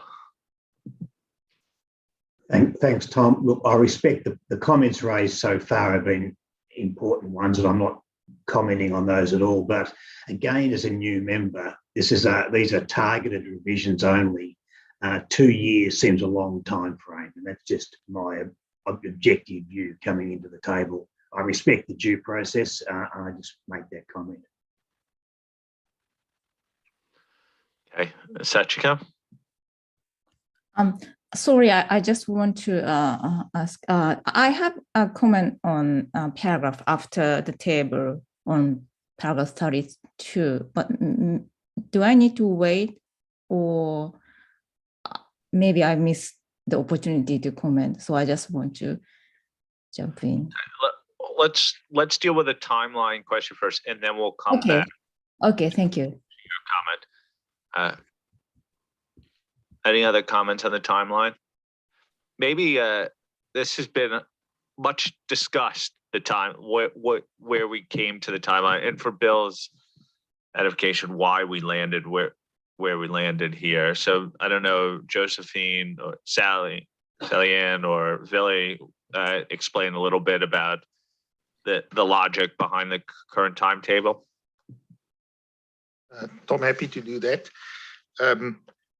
Firstly, I think we must just make sure that we're all on the same page here in terms of remember, in terms of our framework for activities, we have projects that deal with the development or revision of standards, and then we have narrow scope maintenance of standards.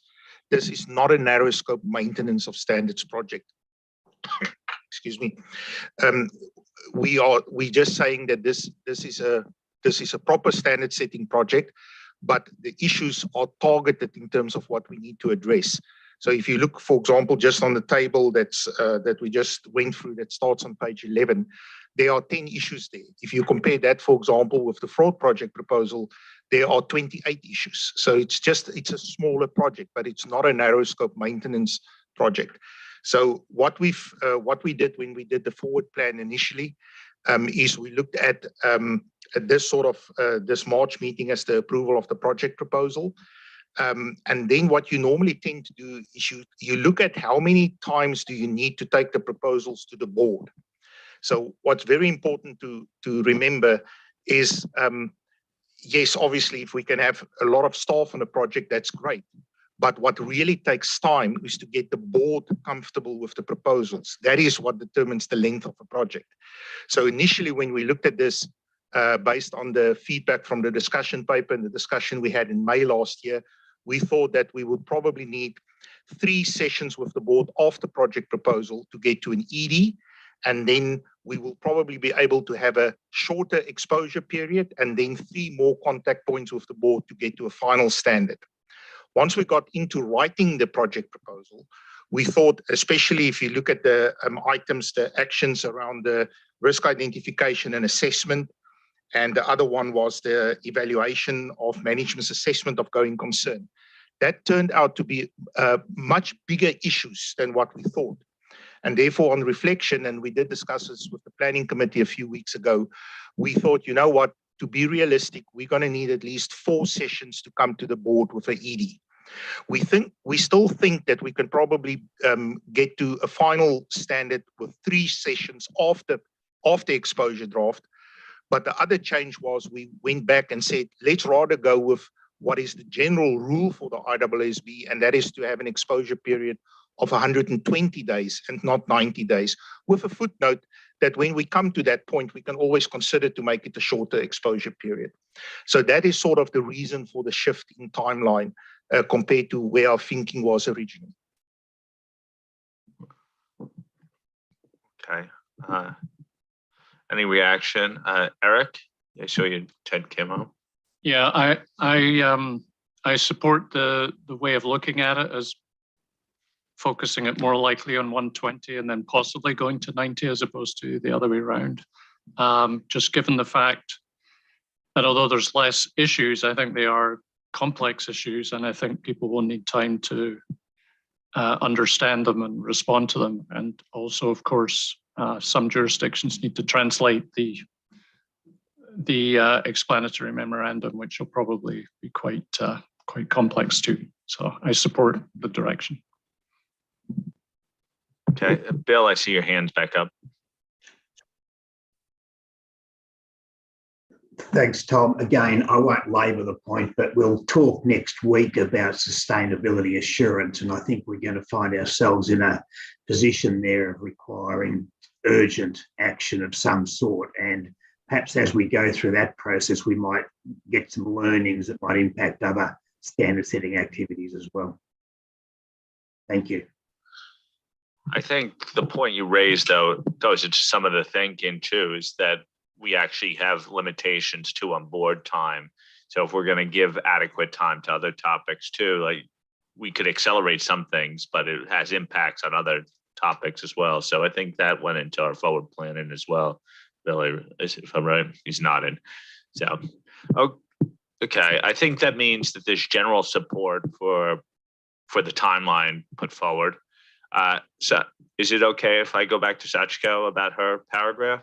Well, maybe you should let me do the next slide, and then because we're all excited about question 2, and then it's relevant.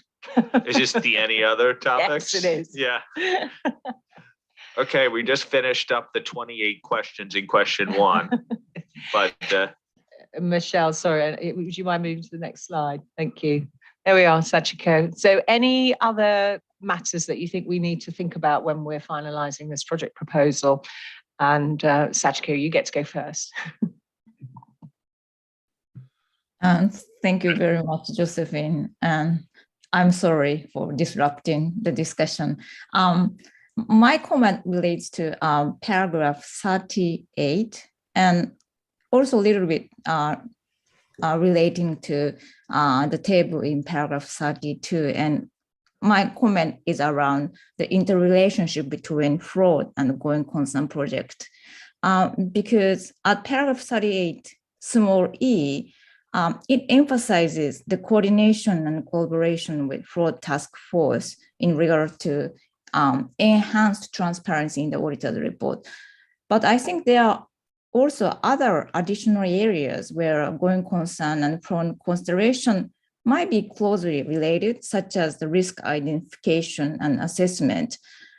And also when I look at the table in paragraph 32, it does not refer to fraud at all in the proposed standard setting actions. So maybe I think we could have some, additional description at maybe paragraph 32 or 38 about, that, coordination happened not only in auditor reporting areas, but also other areas as well. That's my comment. Thank you. thank you, Sachiko. Julie. Thank you. And Josephine, I picked this point up on the second last page of the issues paper. And it's the last item there. It's the consideration for audits of LCEs. And I know that we've taken that item from the May board meeting and we've incorporated the point in your project proposal around using the CUSP principles and the drafting guidelines. But I wonder when we get through this that we need to be really coordinated with the LCE task force, because in my mind, now that we have the LCE exposure draft out with a standard and we have other standards that are in play, in progress, and this will be eventually when the project proposal is approved, we need to be really coordinated because there'll be a knock-on effect from a project with an ISA to the LCE standard. So I thought it needed to go a little further than just considering examples and illustrations. I felt like the coordination needed to be pretty tight there between the two groups because there will be an effect likely to the LCE project as a result of this one.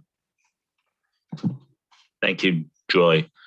So, Thanks. We've got some material in generally about outreach, and the point was to do with quite targeted outreach, because we do have some jurisdictions where there is enhanced disclosure in the auditor's report, and I think there's perhaps an opportunity to really kind of drill into the stakeholders to ask whether those whether that additional disclosure is meeting their needs. What do they do with that information? Do they read it? Do they understand it? All those kind of things to potentially inform where we might go and how we might do it in a way that is best targeted. So I think just a point about some, in addition to general outreach, some real kind of drill downs where we can.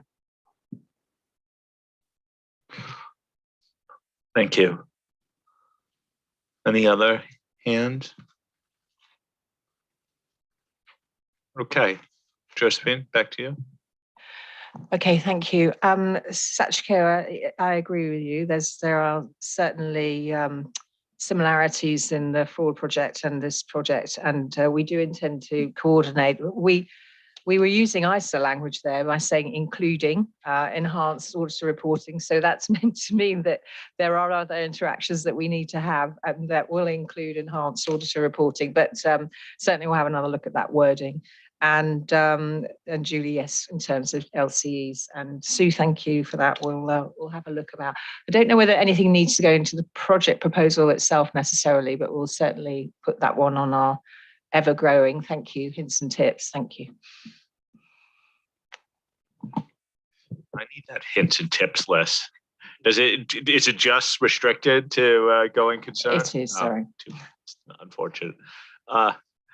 Okay, I think that's with that section. I hand it back to you. That's it. Just to say thank you very much to the board members. Obviously, we'll go and noodle over all of those comments and hopefully meet our target deadline for Friday for a revised version of the project proposal. Thank you. Okay, before we conclude this session, I wanted to ask Jim, just get for your impressions based on how this fit in with some of our CAG discussions, which very similar input we were receiving. That was occurring to me as if you roll back to your very thorough notes, you're going to find out that almost all of them were reflected in the discussion today. And so yeah, I guess to me that says something in terms of some very good feedback or constructive feedback. Thanks, Jim. Janine, anything from the PIOB perspective? Yes, thank you, Tom. Yes, the PIOB is from a public interest perspective very interested in this project. It's a very important project because it has to do also with narrowing the expectation gap, just like the fraud projects. So what we consider important is that, and if we look at the main objectives that are now in the draft proposal, is of course driving the consistency, strengthening robust audit procedures in ISA 570 as a basis for transparency reporting through the audit report, with the aim then to narrow the expectation gap. And narrowing the expectation gap is important here, likewise for the fraud projects. It's all about that auditors will be better in detecting material misstatements due to fraud and material uncertainty around going concern situations and report on those. So in this project, it's key that the role of the auditor is strengthened by robust audit procedures. And if I look at the current ISA 570 revised, it is sort of written in a way that it is requiring the auditor to assess the reasonableness of what management has done to assess the going concern. So it's sort of what management has done, that's sort of the starting point, and then the auditor follows that. In my view, it's also important to think about that auditors should also be challenged first to think for themselves what they would expect management to do in terms of analysis and assessment, and based also on their initial risk identification and assessment.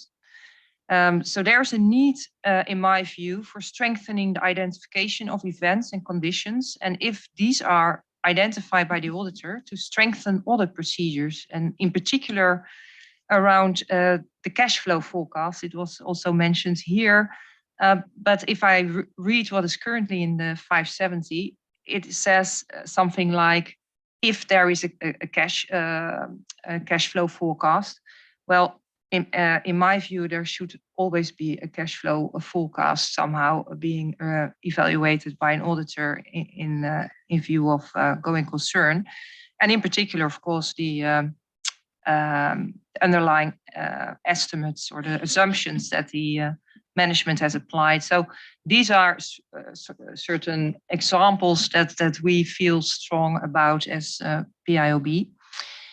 The coordination with the IAASB is mentioned often and is important. But the transparency should not only see to referring to what is disclosed in the financial statements, but what the auditor has done. And that part is not dependent on what the IASB would decide. Addressing transparency in close call situations is also an important area, I think. The principle that auditors cannot disclose more in the audit report than what is already in the financial statements is a sort of mantra, I would say, for many, many years. I would also like to challenge you to start thinking about that principle that has been out there for many, many years, because maybe times have changed. And if you look at the expectation gap and the public expectations, the question is whether that still is a valid overriding principle to use. I don't have a final answer to this, but I think it is time to have, to really also think about that. And of course, in the audit report, there are also things mentioned that are not coming from the financial statements. In essence, already the whole opinion of the auditor. So I think my challenge for you would be also to try to stay open-minded also in this area when you're continuing with this project. And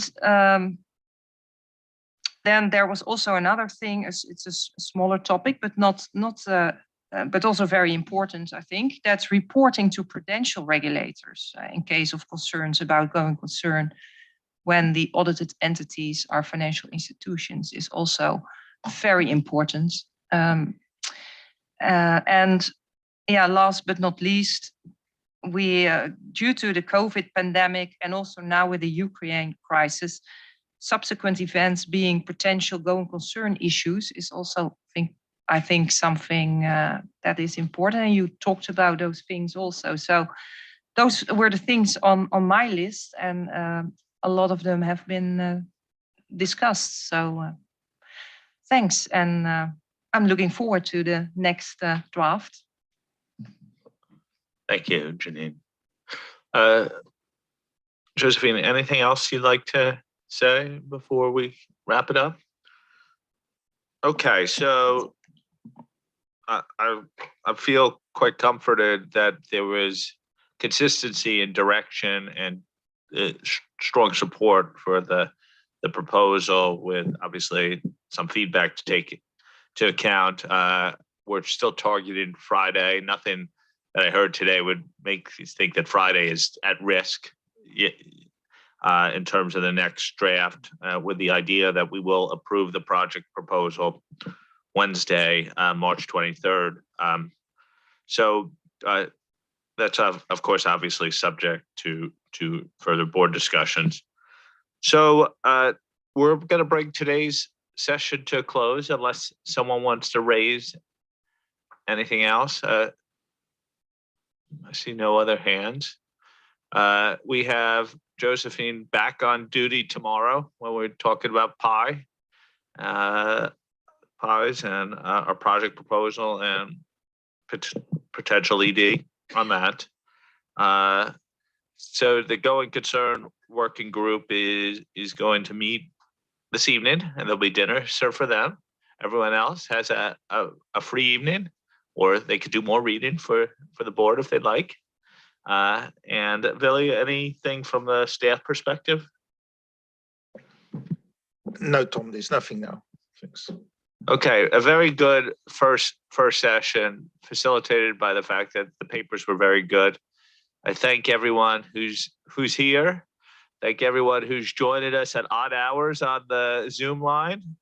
Rest up or have a great day if you're joining us on the Zoom line.